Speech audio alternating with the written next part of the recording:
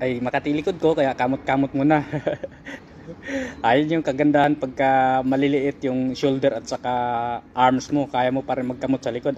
Ang ginagawa ko palang workout dito, upright row at saka side lateral raise. Ayun yun sila, parang superset. Kasi hindi ko makuha sa mind muscle connection ang side lateral eh. Hindi ko siya gaanong mararamdaman, kaya yun yung ginawa ko. Sa upright row kasi nagagamit na yung side delt. Kaya yun yung pinagtandem ko. Ano ba tawag doon? Basta yun na yun. Kumbaga ang purpose diyan sa side lateral ko, pangdagdag ngalay na lang talaga sa side delt. O tama nga.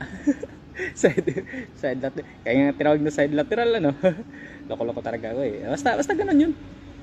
Kasi mahirap kasi magmamagaling ng mag-explain to sa social media kung wala pa lang talagang background music. Ayaw ko talagang mag voice over eh. So wala eh. Magkaroon ng copyright pagka may music na maririnig, kaya maobliga talaga tayong mag voice over. Pero ang pamatay sunog dyan, yung pag flex talaga. Yan talaga yun.